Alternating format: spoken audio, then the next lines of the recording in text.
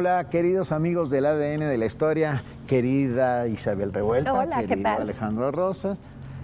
¡Viva México! Pero qué anticlimático, debiste haber empezado. ¡Viva México! Es que el de los es gritos. el día de la patria, como decía Justo Sierra. ¡Viva México! Querida Isabel Revuelta, querido Alejandro Rosas, estamos hoy aquí con ustedes para celebrar a México. Y para celebrar lo mexicano, ¿qué significa ser mexicano? A ver, ¿qué significa ser mexicano? Claro, para cada uno de nosotros tiene un significado esta fiesta. Por favor, no nos dejemos llevar por aquellos que les parece que no hay nada que festejar.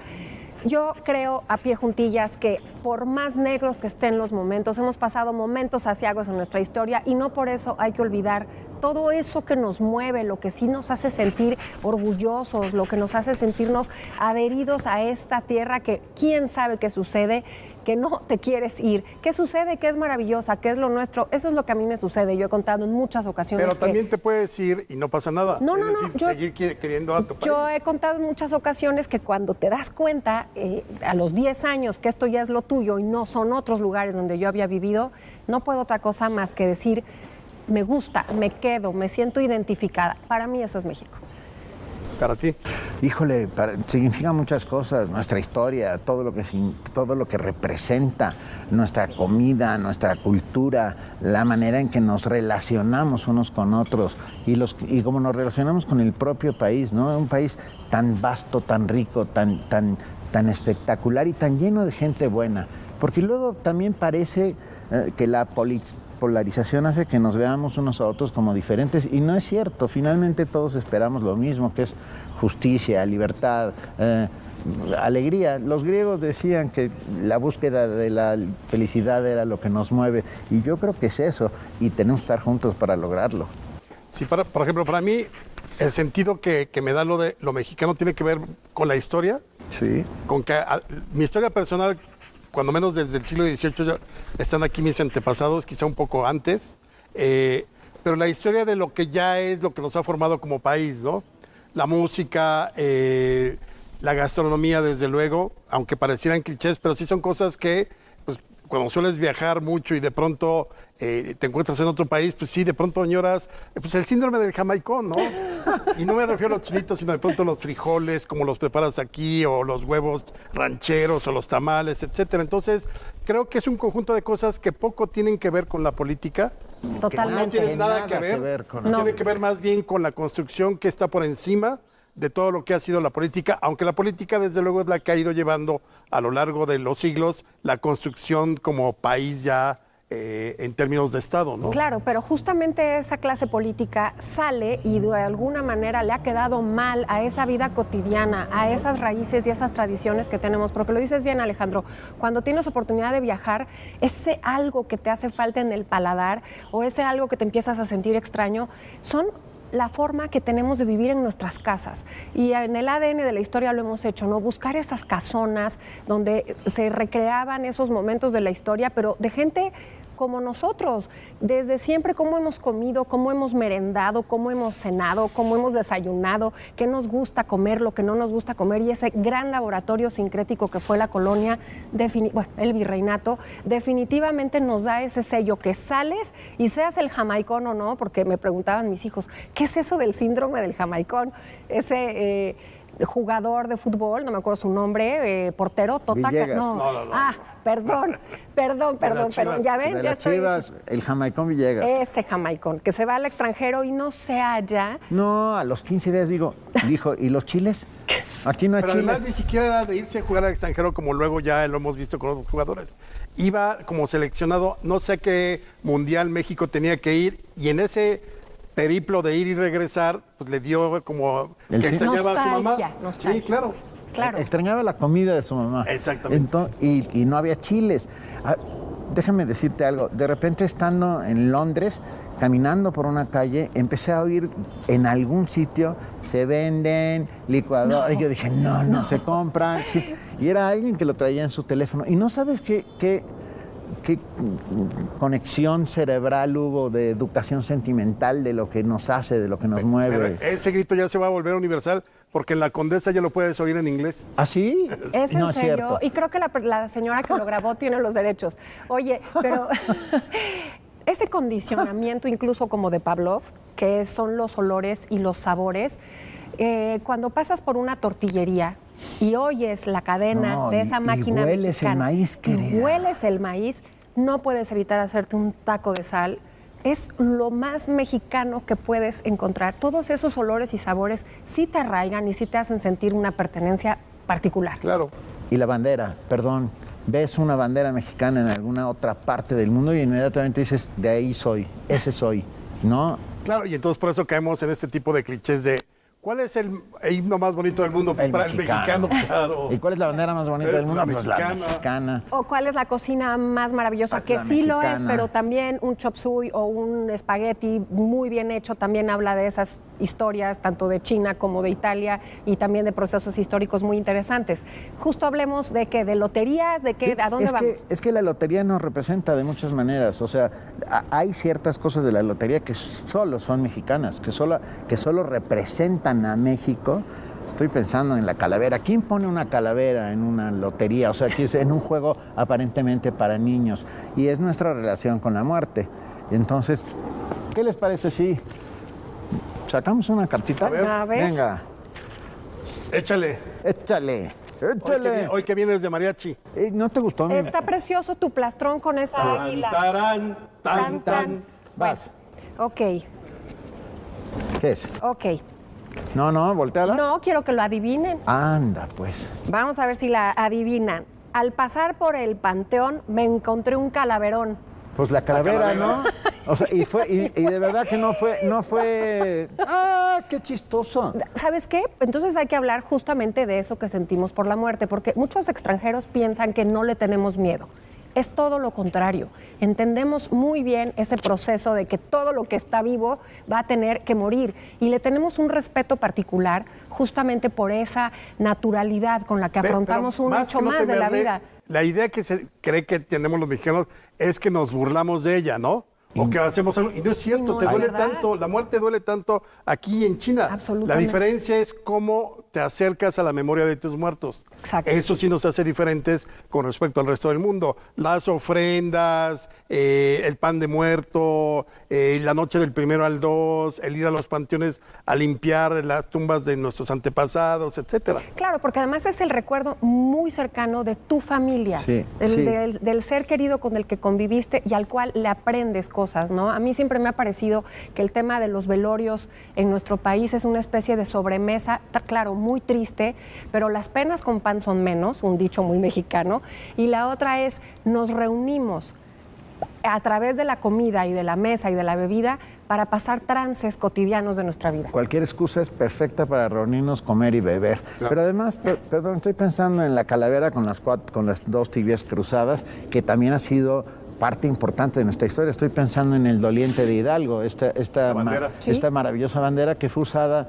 por los zapatistas. No, era el regimiento de la muerte, que era de Zitácuaro en 1812. Mira, gracias. Y que la idea era como vengar la muerte de Hidalgo, pero les duró como una batalla. No. A ver, venga. No A hay ver, trampa, sí. no hay trampa, ¿eh? Está buenísima esta lotería. Ah, pero, ¿ok? ¿Qué? No, pues ya, No, ya lo Perdón, vimos. esto se llama Destino Manifiesto. ¿Ah, ¿Ya la vieron? No, sí. Pero bueno, Hablemos de la botella. ok. ¿Y cuál era la adivinanza para la cantada? Ay, pero es que no son las cantadas originales. Ah. La herramienta del borracho, no manches. Pues hay borrachos. No que traen- sabemos por qué le tocó a él, es un destino manifiesto. La verdad es que yo llego y luego regreso borracho de angustia. La cantada es un efecto, es una etapa más de la borrachera, dicen por ahí, ¿no? Sí, Hay varias etapas. Una incluso te afloran los idiomas, en otra la cantada. Ahora, ahí te va rápido una anécdota mexicana que tiene que ver con la botella.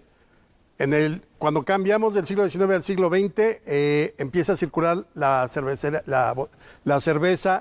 siglo XX, o sea, 2X. Pero como la gente no sabía números romanos, entonces me da la 2X y así se le quedó el nombre. Ah, era por el siglo XX. Por el Era siglo una XX conmemorativa. de la cerveza. Y la otra era, lanza la cervecería su cerveza Cuauhtémoc, la que trae Claro, sí, claro. la estampa De Cuauhtémoc. pero pues nadie sabía que era Cuauhtémoc.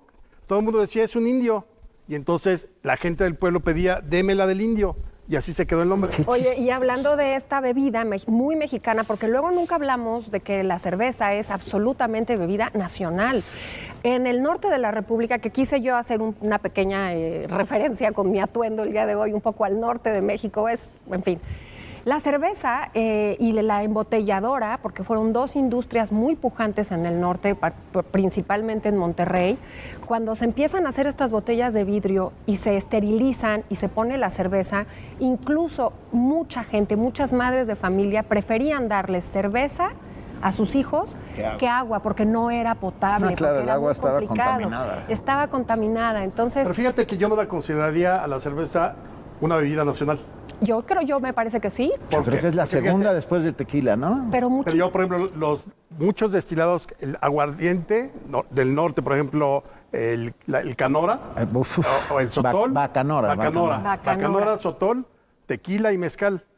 Sí, eso luego el pulque. Y en tercer lugar podría la cerveza, porque la cerveza nunca se aceptó en México, a nadie le gustaba, hasta que la introduce el Porfiriato hacia 1890. Pero desplaza al pulque. Exactamente, sí. Y también al tequila. Porque en las mesas incluso se servía, hay una copa especial en esta tradición del vidrio de pepita, tallado de pepita, que es la copa cervecera, porque la cerveza tenía que espumar. Entonces sí, realmente eso es en la mesa alta, pero digamos que en lo cotidiano y en lo popular, millones de litros de cerveza mexicana se venden y se consumen todo el siglo XX y a principios del siglo XXI. No hay carne asada sin cerveza. ¿Cómo somos los mexicanos? ¿Cómo somos?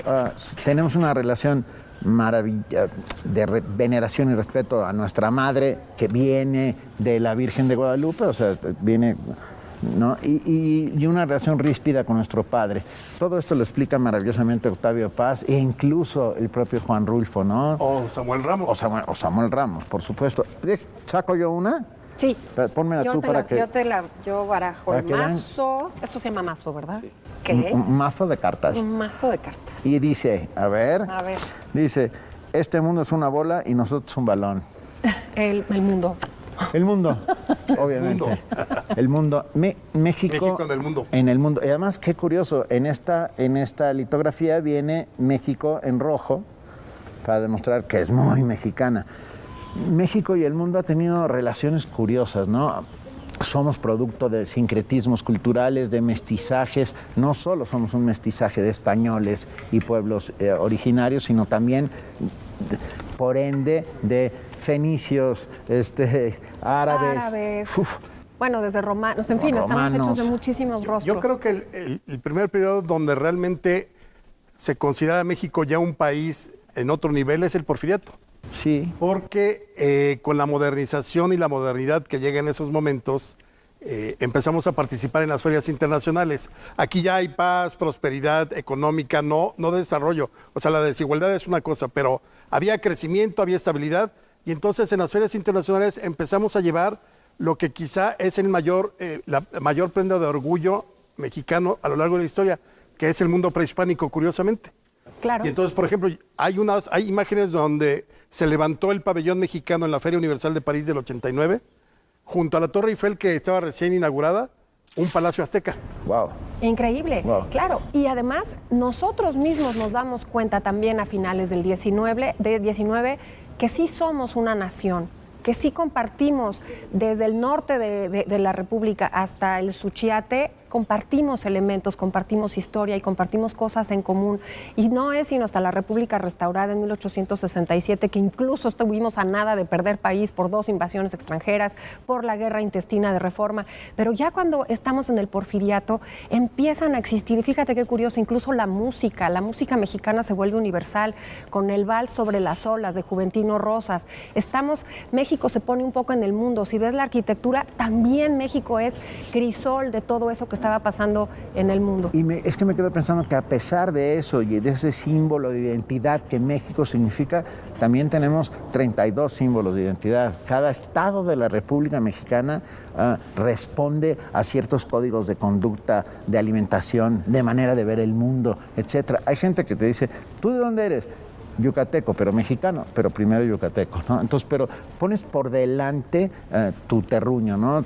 El lugar donde naciste, donde está enterrado tu ombligo, que esta es una vieja tradición prehispánica. Así es. Y te sientes parte esencial de ello, ¿no? Yo, por ejemplo, chilango. Yo soy chilango, soy completamente chilango. Tú también. Y, claro, yo también. Supongo que tú también. Sí, claro. Pero de alguna manera hemos logrado tener esa cohesión, o sea, ¿no? Como nación, como país.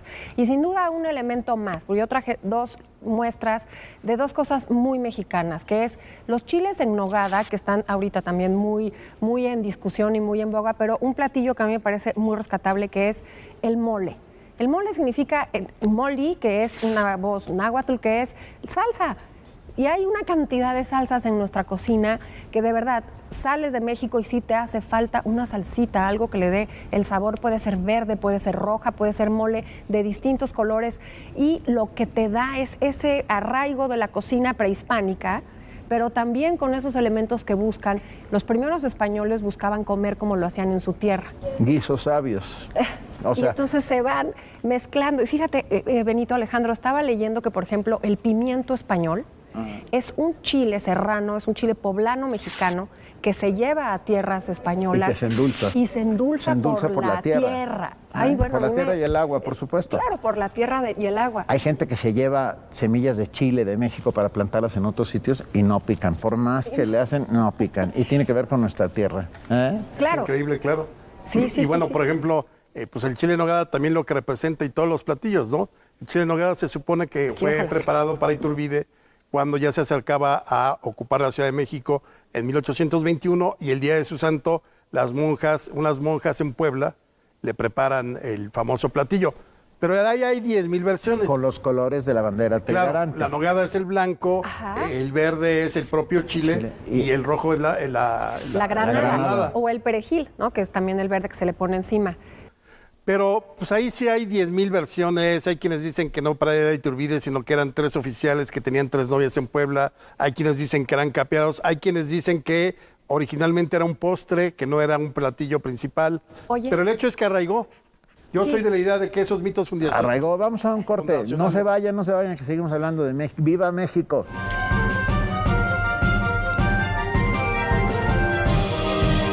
La información que buscas la encuentras con nosotros. En ADN 40 seguimos en un cambio continuo que nos permite seguir compartiendo contigo toda la información de México y del mundo. Conocemos todos los ángulos de la noticia. Y te los presentamos estés donde estés. A todas horas, sin filtro, hablándote al chile. Habla bien al children. A ver, si saben cómo informo, ¿para qué me invitan? Aquí hablamos de ti sin disfraces. Te informamos desde el lugar de los hechos y en tiempo real. Porque sabemos que todo sucede aquí. Te sacaremos una sonrisa con lo mejor de la información. Hablaremos de todo. Pues ya sacaste las internacionales, ¿eh? ¿Las rusas? Las notas internacionales. En ADN 40 te escuchamos. Porque la noticia la vivimos todos. Y que tanto tú como yo somos parte de... Porque sabemos que la noticia la sentimos todos. La nueva forma de hacer periodismo está aquí. ADN 40, siempre conmigo.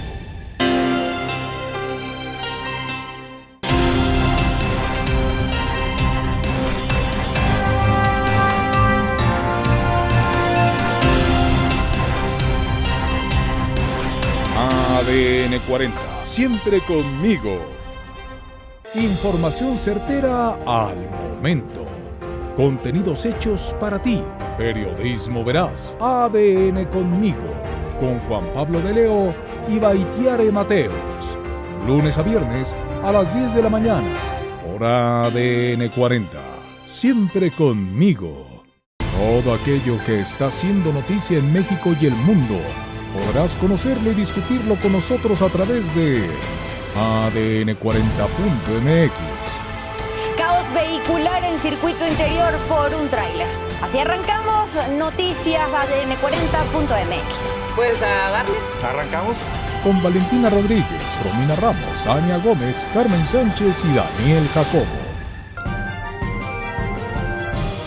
Oiga, perdón, y antes de continuar hay que decir que estamos en el Centro Cultural Isidro Fabela, en esta maravillosa Casa del Risco, a la cual agradecemos enormemente sus atenciones. Ya hablaremos en un programa sobre la casa. Sí, qué privilegio estar en un lugar con tanta historia y tan arraigado, como ya lo hemos platicado en otros programas, como San Ángel de Tenanitla. En el centro de San Ángel, de hecho. Exacto. Y estábamos hablando de esos platillos que también hoy nos gusta, bueno, en el 15 de septiembre y en la temporada nos gusta comer, que es el chile en nogada. Pero tú hablabas, Alejandro, de todas estas leyendas y todas estas versiones, porque no existe nada más mexicano que lo barroco y no existe nada más barroco que nuestra cocina. Ay, y entonces, pensé que el rumor. Bueno, también. Oye, pero entonces no hay una leyenda, o sea, no hay un documento exacto que te diga ni de dónde salió la receta original, ni tampoco con el mole. ¿Para qué? Así están hechos los mitos y las leyendas. Y así sucede en las cocinas, porque todas las recetas les vas poniendo, les vas quitando. Unas personas ponían unas cosas, otras cocinas hacían otra. Y hay un libro y un esfuerzo muy grande que hicieron los poblanos, que es este que tengo aquí, que es una investigación de la Universidad Benemérita de Puebla, de la BUAP, sobre estos dos platillos poblanos, sobre el chile en nogada y sobre el mole. Y vienen todas las leyendas, toda la literatura que escribió Valle Arizpe, que escribió Salvador Novo, todo lo que se ha escrito de estas recetas, el primer recetario que tenemos en nuestro país, que es el de Dominga de Guzmán, todo eso viene rescatado aquí porque no hay un punto de partida, sino es todo eso que nos ha conformado durante tantos siglos. Sí, y sin duda nuestra comida es un símbolo identitario, ¿no? Bueno, ahora vamos a jugar con el reloj de arena y les pregunto un momento, o los que quieran, de los que se sientan orgullosos de la historia mexicana. Ese momento maravilloso en que Guillermo Prieto se pone frente a los soldados para defender a Juárez y dice, los valientes no asesinan. Creo que ese es un momento clave de nuestra historia y además es una frase sin duda que está tatuada en nuestro corazón y en nuestra alma. Ok, antes de que se acabe el minuto, sí.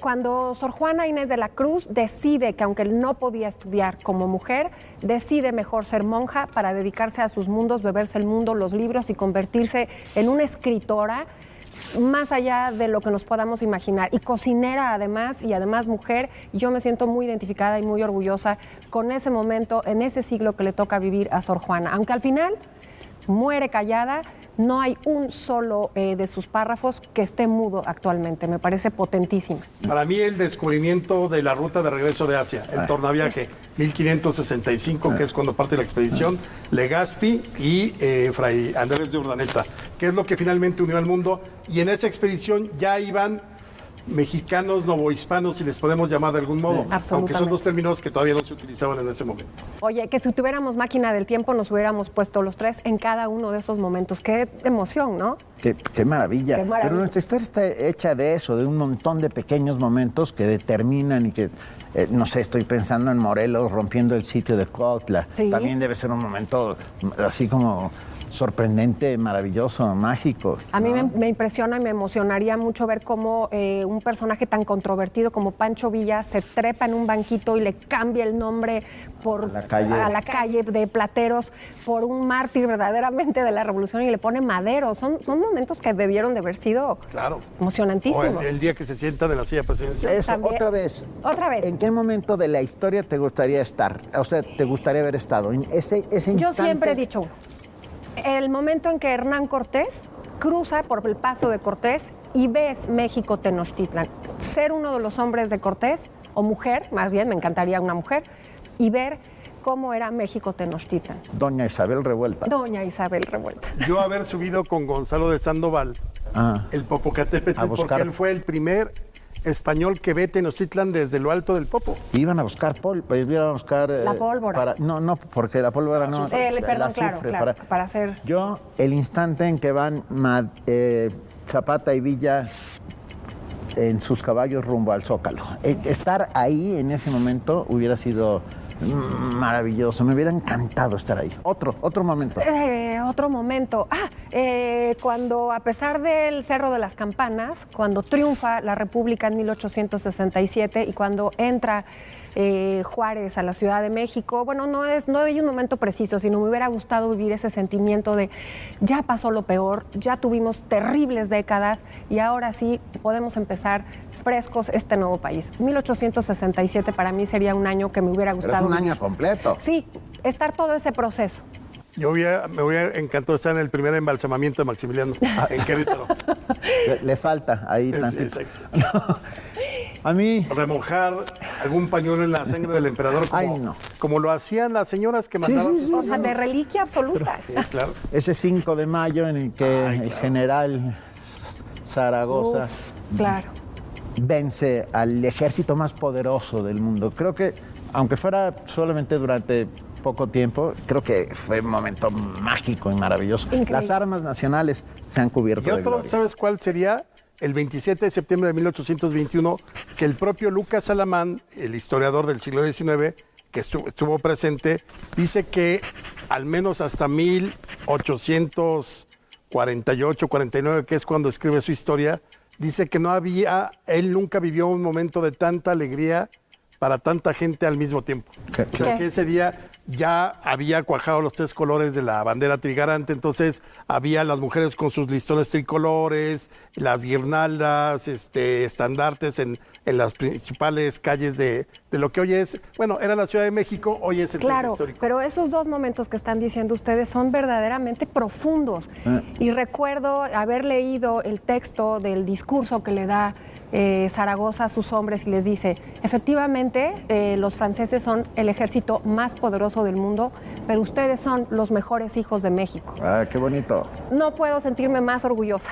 Decía, os vais a enfrentar al primer ejército del mundo, pero vosotros sois los primeros hijos de México. Que no, bueno, me parece Os prometo fantástico. un día de gloria. La República restaurada. ¿Sí? El momento en que Juárez llega a la Ciudad de México y toma de nuevo el control, el poder, entra a Palacio Nacional y se restaura la República. El 15 de julio de 1867. Wow. Y haber escuchado que sí dijo, entre los individuos, como entre las naciones, el respeto al derecho ajeno es la paz. Oye, me hubiera encantado estar en la inauguración de la columna de la Independencia y estar convidando y departiendo con la familia Rivas Mercado, porque me gustó muchísimo esa historia, porque me parece también de mexicanos ya de mucho arraigo.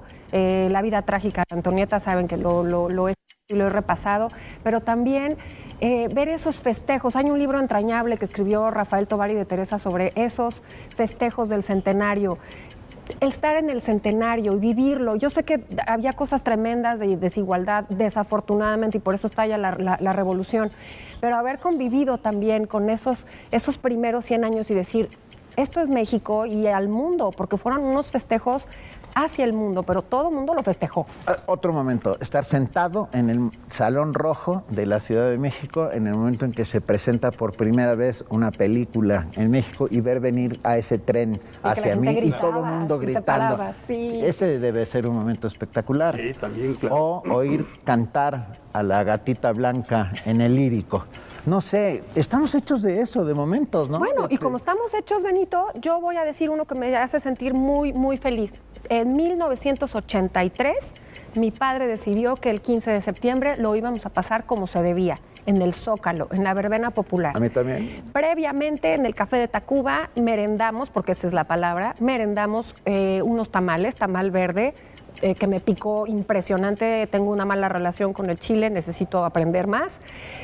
Pero nos lleva, después de merendar, nos lleva al Zócalo, a la verbena, y compramos huevos con confeti, compramos las pestañas para las mujeres, las serpentinas, las espantazuegas. Los bigotes falsos. Mi papá se puso plastrón también. O sea, estar realmente, decir, esto sí es mío, esto ya es México, así se festeja, escuchar el grito, y de verdad, sí recuerdo estar muy, muy pequeñita y gritar con una emoción, ¡viva México!, pero desde lo más profundo de lo que yo podía sentir.